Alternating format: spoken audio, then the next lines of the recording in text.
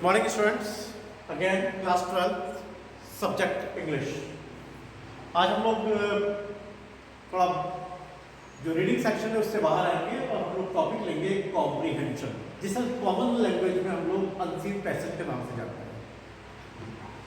पुरानी क्लासेस में भी आपने देखा, जब आप छोटी क्लासेस में थे, ये अनसीन पैसेज जो होता है ये एक तरह की लॉटरी होती है। केवल यही एक ऐसा सेक्शन है जिसके अंदर आंसर भी आपको पेपर में ही दिया है, मतलब आपको कंसंट्रेट यानी बड़े ध्यान केंद्रित होकर पढ़ाई करनी है, कुछ पेपर को पढ़ना है और आपको आंसर मिल जाएगा। तो चलिए उसी के ऊपर कुछ टिप्स पे बात करते हैं कि हमें क्या करना चाहिए। सबसे पहले तो मैं ये बताना चाहता हूँ कि 12th लेवल पे कंपलसरी इंग्लिश में इस कॉम्प्रीहेंशन यानी अनसीन पैसेज का क्या मीनिंग है और क्या ऑब्जेक्ट्स हैं। देखिए, ये कॉम्प्रीहेंशन का मतलब होता है टू अंडरस्टैंड, समझना। तो हमें जो पैराग्राफ दिया है उसको हमें समझना है। एक चीज और भी ध्यान रखिए आप बड़े ध्यान से कि हमारे यहाँ पर ये क्वेश्चन, दो क्वेश्चंस आएंगे। सेक्शन ए कहलाता है, जैसे कि मैंने मेंशन किया यहाँ पे section A board paper pattern के अंदर, और इसके अंदर दो क्वेश्चन होंगे, question number 1 and question number, या तो उसको 2 कहेंगे या फिर हम 10 कहेंगे। अगर क्वेश्चन नंबर सीरियल वाइज 1 2 3 लगते हैं तो 10 नंबर हो जाएगा, अदरवाइज वो क्वेश्चन नंबर 2 होगा। क्वेश्चन नंबर 2 के बारे में बाद में बात करेंगे। चलिए क्वेश्चन नंबर 1 पे कंसंट्रेट करते हैं। तो क्वेश्चन नंबर 1 होगा, तो क्वेश्चन नंबर 1 की इसकी वर्ड लिमिट, जो पैराग्राफ आपको पेपर पे गिवन होगा उसकी वर्ड लिमिट 400 to 500 वर्ड्स होगी उस पैसेज की। ठीक है, मतलब बड़ा पैसेज है, बड़ा पैसेज है, 12th स्टैंडर्ड है थोड़ा, तो उस पैसेज का स्टैंडर्ड भी होगा। ठीक है, नहीं है ज़्यादातर ये देखा है कि जो हमारी सोशल प्रॉब्लम्स होती है उसके ऊपर बेस्ड क्वेश्चन आ जाता है, या फिर जैसे मान लीजिए बुक्स की इंपॉर्टेंस के ऊपर कोई पैसेज आ गया, या फिर टॉबैको, बैन ऑन टॉबैको यानी तंबाकू के ऊपर, या फिर जो है इंपॉर्टेंस ऑफ इलेक्शन या रोल ऑफ ईवीएम वगैरह वगैरह पे पैसेज आते रहे हैं। बुक्स, इंपॉर्टेंस ऑफ बुक्स के ऊपर भी पैसेज आ सकता है, चाइल्ड लेबर में कुछ पैसेज आ सकता है। तो इस टाइप के पैसेजेस अक्सर करके जो है पेपर में देखे गए हैं। वैसे पेपर में क्वेश्चन, पेपर किसी में पैसेज किसी भी तरह का, उससे कोई फर्क नहीं पड़ना है। आपको तो जो पैसेज आया उसे बड़े ध्यान से पढ़ना है और उसके आंसर देना है। देखिए यहाँ पर कुल मिला के इस क्वेश्चन नंबर 1 के अंदर जो है वो 9 क्वेश्चन होंगे। ठीक है, उसमें 6+3 का एक रेशियो दिया गया है। 6 क्वेश्चन तो वो होंगे जिसके अंदर आप 1 लाइन या 2 लाइन ज्यादा से ज्यादा। देखिए मैं आपको बिल्कुल क्लियर कर दूं, आपको बिल्कुल स्पष्ट कर दूं कि जो पुरानी आप लोगों की टेक्निक है, जो आप सोचते हैं कि हम बड़े बड़े आंसर लिख देते हैं, आंसर तो कहीं उसी पैराग्राफ में कहीं होगा, बिल्कुल नहीं। आप वर्ड लिमिट पे बहुत ध्यान दीजिए। किसी भी स्थिति में 1 नंबर का अगर क्वेश्चन है तो 1 या 2 लाइन से ज़्यादा नहीं जाना चाहिए।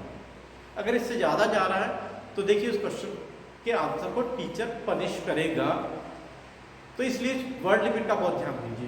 तो ये 6 क्वेश्चन जो होते हैं, लगभग 6 नंबर के क्वेश्चन जो है वो 1-1 2-2 लाइन से, इससे 2 लाइन से ज़्यादा बिल्कुल नहीं, मैं बार बार मना कर रहा हूँ। और बाकी जो 3 जो क्वेश्चन होते हैं, ये क्वेश्चन वो क्वेश्चन होते हैं जो होते तो बहुत छोटे होते हैं, लेकिन जिनको इंग्लिश अगर सॉलिड नहीं है या जिनकी वोकैबुलरी अच्छी नहीं है तो उनको एक क्वेश्चन को करने में बड़ी दिक्कत आती है। अक्सर करके देखा गया है कि आप पूरे जो है 6 क्वेश्चन सही कर लेते हैं, लास्ट के 3 क्वेश्चन में से एक भी सही नहीं होता आपका। अभी क्वेश्चन कौन सा होता है इसको थोड़ा समझते हैं। ये जो क्वेश्चन होते हैं 3 ही होते हैं ज़्यादातर। कोई भी एक वर्ड दे देते हैं और कह देते हैं कि पैराग्राफ में से इसका सिनोनिम यानी समानार्थी, सिमिलर वर्ड ढूंढिए, तो आपको पैराग्राफ में ढूंढना है। या फिर दे देते कोई वर्ड दे देते, कह देते इसका अपोजिट यानी एंटोनिम्स यानी कोई विलोम शब्द ढूंढिए। या फिर कभी कभी कोई वन वर्ड भी दे देते हैं। वन वर्ड छोटी क्लास में पढ़े ना आपने, उस टाइप के वन वर्ड टाइप के क्वेश्चन दे देते हैं। तो इस टाइप के जो ये वोकैबुलरी बेस्ड क्वेश्चन होता है, इसका आंसर एक ही शब्द में होता है। केवल एक शब्द के अंदर लिखने का आपको 1 मार्क्स मिल जाएगा, लेकिन वही चीज है कि आपको प्रॉपर आंसर लिखना होगा। मैंने देखा है लंबे एक्सपीरियंस से कि ये जो क्वेश्चन होता है वोकैबुलरी वाला, ये 3 नंबर का जो क्वेश्चन है, 1-1 नंबर के 3 क्वेश्चन होते हैं, ये ज़्यादातर कॉमन स्टूडेंट्स के गलत हो जाते हैं क्योंकि उनको वोकैबुलरी नहीं आती। जब उनको वर्ड मीनिंग ही नहीं आता तो यहाँ तो गैस वर्क भी नहीं चलता। वो फिर कुछ अपने ट्रिक्स लगाते हैं, जैसे मुझे कई बार स्टूडेंट बताते हैं कि सर हम इस क्वेश्चन के अंदर ऐसा करते हैं, हम ऐसी ट्रिक लगाते हैं। तो देखिए लग जाए तो ठीक है, नहीं तो क्वेश्चन तो ये मान के चलिए गलत ही होना है। अगर आपको वोकैबुलरी यानी शब्दकोश यानी आपकी डिक्शनरी अच्छी नहीं है, तो शब्दों की जानकारी नहीं है तो चलिए अब हम इसको और आगे बढ़ते हैं। जैसे मैंने आपको बताया कि टोटल मार्क्स इस सेक्शन पे कि इस क्वेश्चन का यानी क्वेश्चन नंबर 1 का 9 मार्क्स का क्वेश्चन, ये पूरे 9 क्वेश्चन है 9 मार्क्स के, मतलब 1 मार्क्स का एक क्वेश्चन हो गया। अब देखिए इसके अंदर बस क्वेश्चन को पढ़ना है और फिर आपको आंसर ढूंढने हैं। ज़्यादातर मैंने देखा कि अभी तक आप पहले पेपर हाथ में लेते ही आप क्या करते हैं कि पैसेज पढ़ना शुरू करते हैं, फिर क्वेश्चन आंसर पढ़ते हैं। इस बार थोड़ा सा उल्टा करते हैं।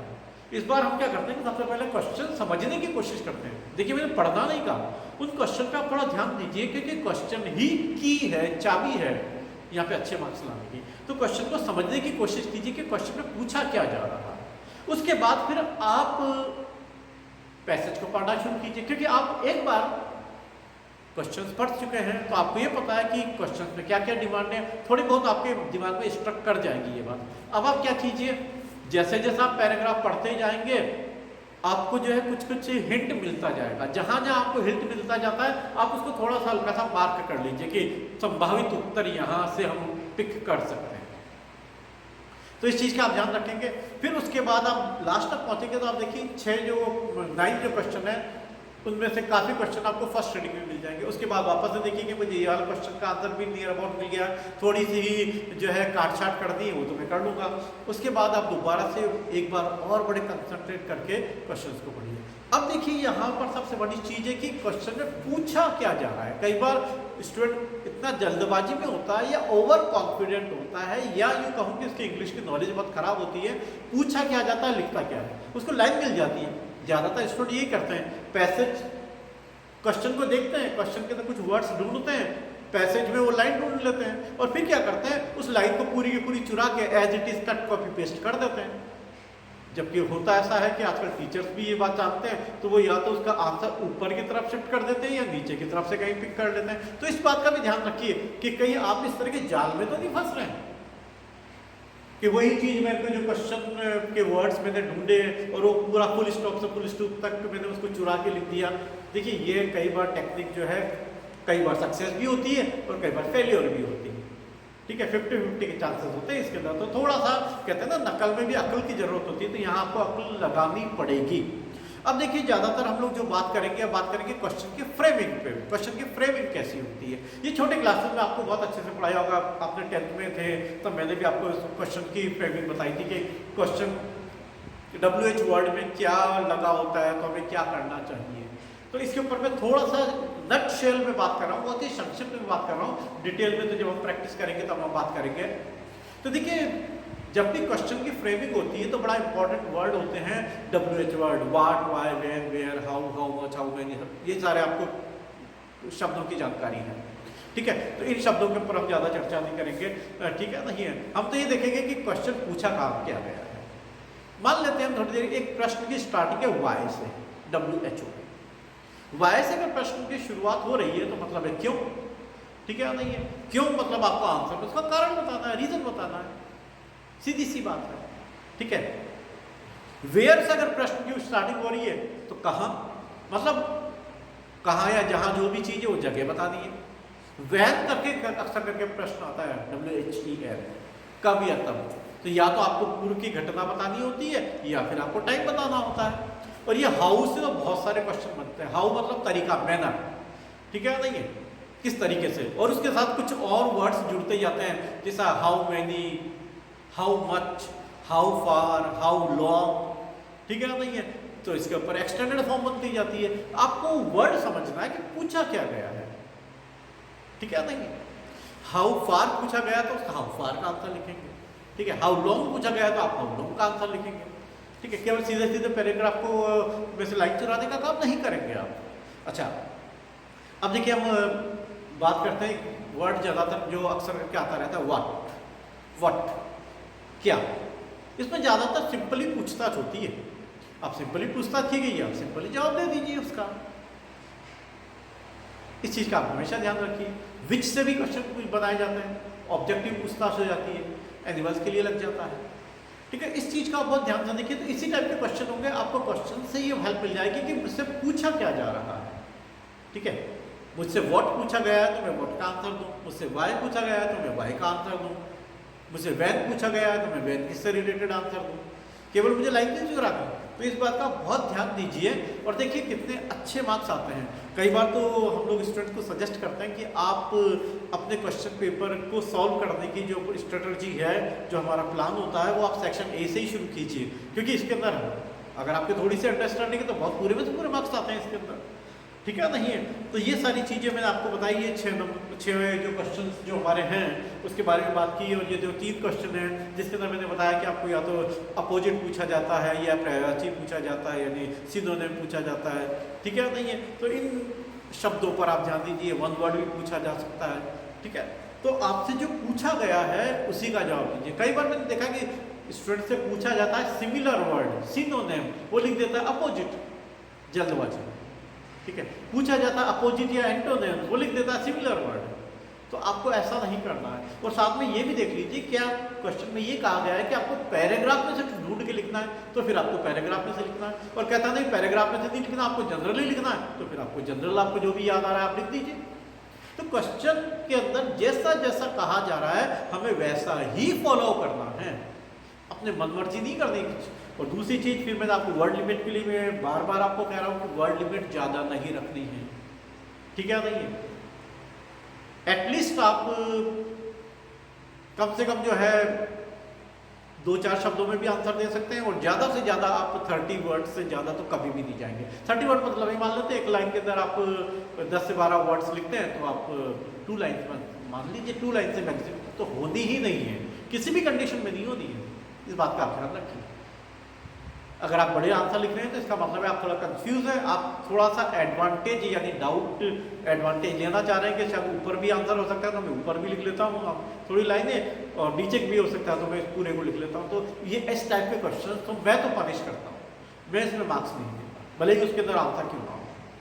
तो इस बात का आप बिल्कुल ध्यान रखिए, उतना ही लिखिए जितना रिक्वायर्ड है, ठीक है नहीं है। उसकी जितनी भी आपको पढ़नी यानी काट छाट करनी है, काट छाट कीजिए, ठीक है नहीं है। जिस आंसर फॉर्म में उसको लेके आना है, आपको उसी आंसर फॉर्म के अंदर इसको कंस्ट्रक्ट करके आपको आंसर का कंस्ट्रक्शन करना है और लिखना है। एक चीज मैं आपको ये भी कहना चाहूँगा कि अनसीन पैसेज के क्वेश्चन के आंसर आपने ज़्यादातर सीरियल ऑर्डर में लिखिए, ज़्यादा अच्छा रहेगा, ठीक है। जब हम लोग क्लासरूम में मिलेंगे तो इसकी जो कुछ ट्रिक्स होंगी वो मैं आपको बताऊंगा। पहले नंबर का क्वेश्चन है, कोशिश कीजिए आप पहले लिखें, दूसरे नंबर का दूसरे लिखें। हो सकता है 3rd नंबर का क्वेश्चन आपको नहीं आता हो तो 2 लाइन छोड़ दीजिए, उसके बाद ही नीचे लिख लीजिए। तो सीरियल में लिखने से बहुत ईजी होता है, एग्जामिनर को चेक करने में भी ईजी होता है, ठीक है नहीं है। तो मैं आपको ये सजेस्ट करूँगा, अगर आपसे 2 गलती हो गई, ठीक है, तो आप इसके अंदर ओवर राइटिंग बिल्कुल मत कीजिए, इसको काट कर दोबारा रीडेबल लिख दीजिए, पढ़ने लायक लिख दीजिए। तो इस चीज़ का आप ध्यान देंगे। ऐसे नहीं आप उसी को काटे जा रहे हैं, इतना काट दिया कि पेपर ही फट गया, बिल्कुल ऐसा नहीं करेंगे आप। और फिर भी आपको लगता है कि नहीं अब ये यहाँ नहीं रहा तो कोई बात नहीं, आप उसको बहुत ही सोबर तरीके से कट कीजिए और नीचे की तरफ सबसे लास्ट में उसका आंसर लिख दीजिए।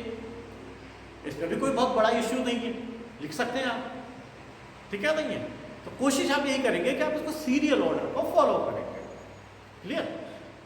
और भी अगर कोई चीज़ें रहेंगी तो हम लोग क्लासरूम में जब भी मिलेंगे तब हम इसको सॉल्व करेंगे। अभी मैं अपनी इस बुक रेनबो को बहुत ध्यान से देख रहा था और मैंने ये पाया कि हमारी इस बुक के अंदर कोई भी ऐसा कोई मॉडल कॉम्प्रिहेंशन पैसेज नहीं है जिससे कि मैं आपके साथ थोड़ा डिस्कस कर सकता। क्वेश्चन नंबर 2 में है, जो मैं अभी जो है नेक्स्ट क्वेश्चन के लिए जब हम तैयारी करेंगे, नेक्स्ट डे जब मैं भेजूंगा तब मैं आपको भेज दूंगा, ठीक है नहीं है। तब हम लोग बात करेंगे, ठीक है नहीं है। तो ये जो हमारा सेक्शन ए का क्वेश्चन नंबर 1 था, इसके अंदर आपको डूज एंड डोंट डूज क्या आपको करना चाहिए ये मैंने आपको सब बता दिया है। I hope so. ये अगेन मैं कह रहा हूँ कि एक लॉटरी है और ये एक डिक्लेयर्ड लॉटरी है, आप इसमें से इजीली 9 आउट ऑफ 9 मार्क्स तो लेके आ ही सकते हैं। वीक से वीक स्टूडेंट भी ला सकता है, इंटेलिजेंट तो फिर ले ही आते हैं, उसमें कोई 2 ही राय नहीं है। तो आप बहुत ही सुंदर से इसको लिखिए कीजिए, और कई तरह के पैराग्राफ वगैरह किस टाइप के होते हैं इसके बारे में हम लोग और बात करेंगे। तो आई होप सो कि आपको बहुत अच्छे से समझ में आ गया है। Thank you, have a nice day.